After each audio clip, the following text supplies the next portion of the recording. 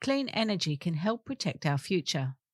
Green Edge by Charlotte Sterrett, Menzies for Climate.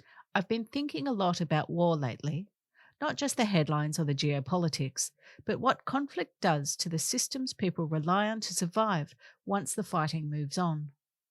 We talk about lives lost and cities destroyed.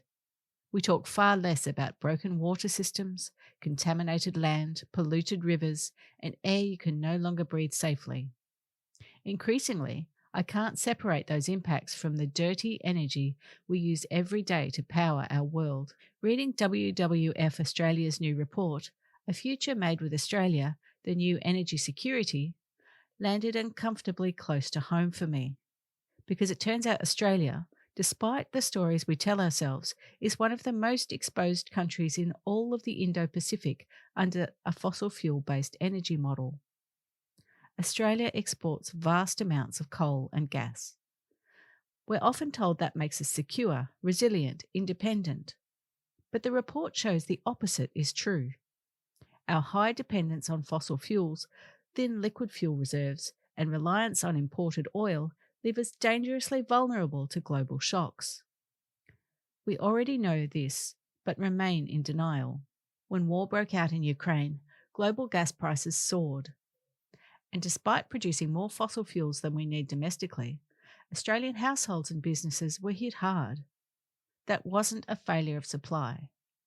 That was a failure of the model. Fossil fuel systems are brittle in ways we don't like to acknowledge. They're centralised, highly flammable, easy to disrupt. Pipelines, refineries, and shipping routes are magnets for conflict and pressure. When they fail, the damage ripples fast through prices, supply chains, and people's lives. What's become clearer to me is that this isn't just about Australia. It's about how energy sits at the heart of security, stability, and power across our region. The good news is that our neighbours have already worked this out, even if we haven't. Across the Indo-Pacific, countries aren't waiting for the next crisis to confirm what they already know. China, for example, now ranks as the least exposed major economy in the region under this analysis, not because it drills more, but because it invested early in electrification, renewables, and strategic resilience. South Korea is accelerating its transition, framing energy shocks as reasons to move faster, not slower. They're not debating whether to move beyond fossil fuels, they're already doing it. Meanwhile, Australia risks clinging to an energy story the region is already moving beyond. This is ironic. Australia already has all the ingredients to lead a different future. World-class solar and wind, critical minerals, proximity to Asian markets, strong institutions, deep regional relationships.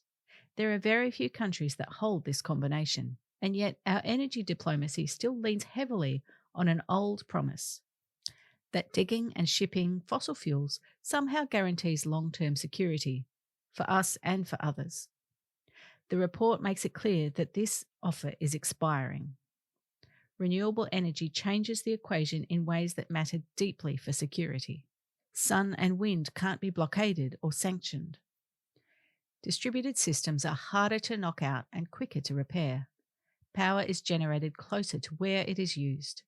Communities gain resilience instead of exposure. This is why energy security and climate security are no longer separate conversations. In a world shaped by conflict, climate shocks, and instability, clean energy isn't just about emissions targets. It's about whether societies can keep hospitals running, water flowing, and lights on when things go wrong.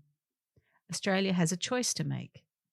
We can keep pulling on an energy lever that increases our risk, or we can step into a role that reflects the world as it is now. It's not only governments that have a part to play. Here in Warrandyte, the clean energy transition is already unfolding on our streets and rooftops. For some, that looks like putting solar on the roof, adding a battery, or moving off gas when appliances need replacing. For others, it's joining or supporting local climate and energy groups like Menzies for Climate or the Nillumbik Climate Action Team, NCAT. These are quiet actions, but they add up to something powerful.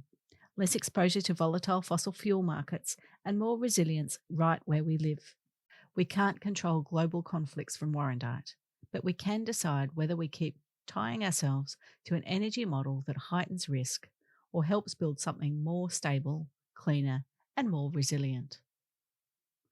This article was written by Charlotte Sterrett, former Yarra riverkeeper and member of Menzies for Climate, and advocates for a swimmable Birrarung. It has been adapted from a WWF Australia report published in April 2026, A Future Made with Australia, the New Energy Security.